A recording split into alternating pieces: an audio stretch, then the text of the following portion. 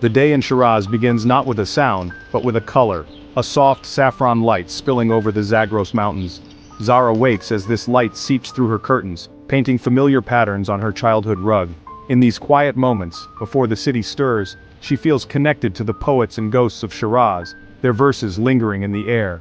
The scent of orange blossoms drifts in, a reminder of her mother, her wedding, every spring she's known. This city is not just her home, it's shaped her heart and thoughts. She rises, moving with the calm of countless mornings, savoring the silence before the world's demands begin.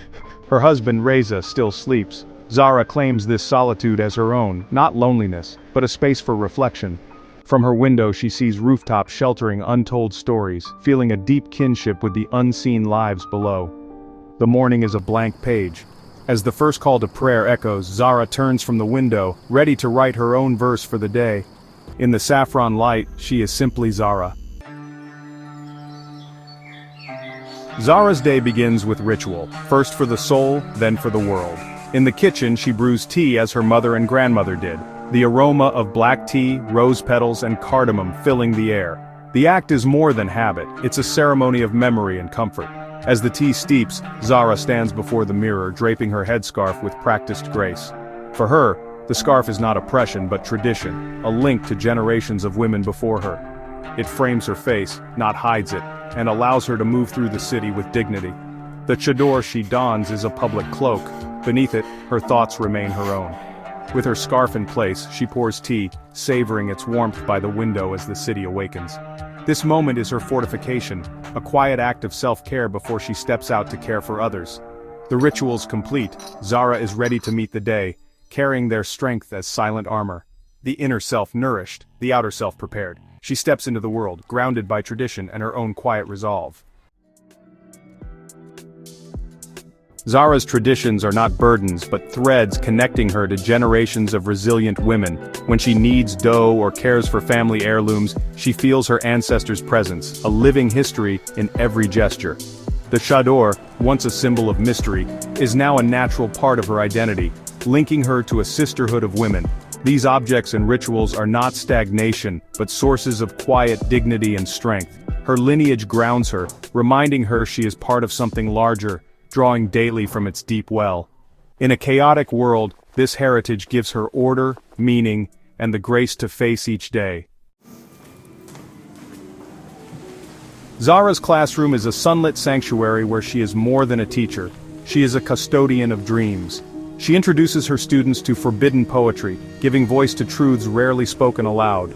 Through literature, she plants seeds of hope and self-understanding, offering her students a language for their own longings.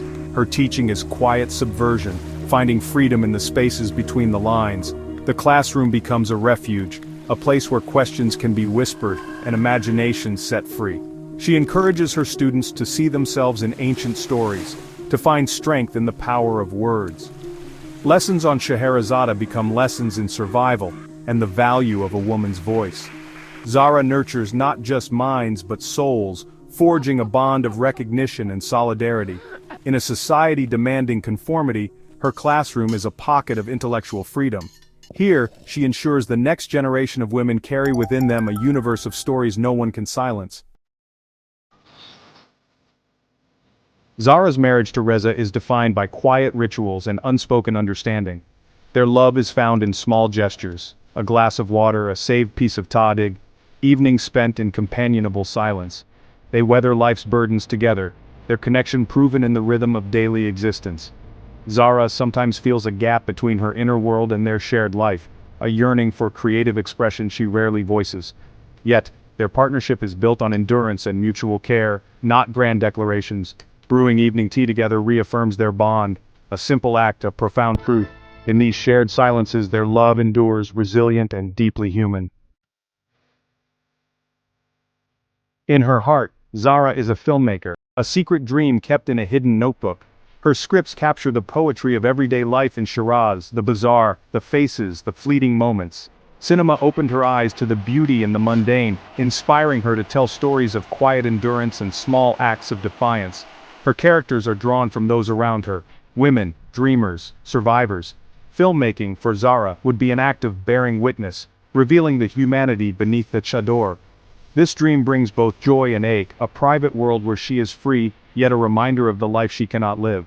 The obstacles are immense, but the dream persists, tucked away in her notebook. It is her most authentic self, waiting for a chance to be seen. In her imagination, her films play on, silent but alive. Zara's mother's garden is her sanctuary, where inner and outer worlds dissolve. Amid jasmine, pomegranates, and wild roses, she sheds her public persona and breathes freely. Working the earth with her mother, their conversations meander or fall into comfortable silence. The garden's unruly beauty mirrors Zara's own emotions, untamed, alive. Here, her actions yield tangible results, grounding her in life's cycles. This patch of earth offers a quiet, private freedom, a rebellion of being, nurturing, and creating. When she leaves, she carries the garden's peace with her, its strength sustaining her outside. The garden is a living metaphor for her inner life, hidden, beautiful, and resilient. Zara's strength is not in rebellion, but in quiet endurance. Like a river flowing around obstacles, she persists, teaching forbidden poems, writing secret scripts, loving in silence. Her dignity lies in refusing to let her spirit be crushed, creating a rich inner world as sanctuary. She wears her public face as a mask, not out of hypocrisy, but survival. Her sacrifices are unseen, dreams packed away, ambitions scaled back. Yet she is not a victim, but a survivor, keeping hope alive for the next generation. Her endurance is a form of hope, finding joy in small things and meaning in daily life. Zara's quiet strength is her masterpiece, a testament to the human spirit's refusal to be extinguished. Zara's story is one thread in a vast tapestry stretching across Iran. There are millions like her, doctors, artists, homemakers, each navigating tradition and modernity with grace. They share an unspoken language, a solidarity born of shared experience. Their strength is often invisible, but it is the bedrock of their society. Their stories are universal, the search for identity, love, and self-expression. Zara's life continues, a quiet poem, a daily act of hope and endurance. In the face of limitation, these women choose not to break but to grow, reaching always for the light.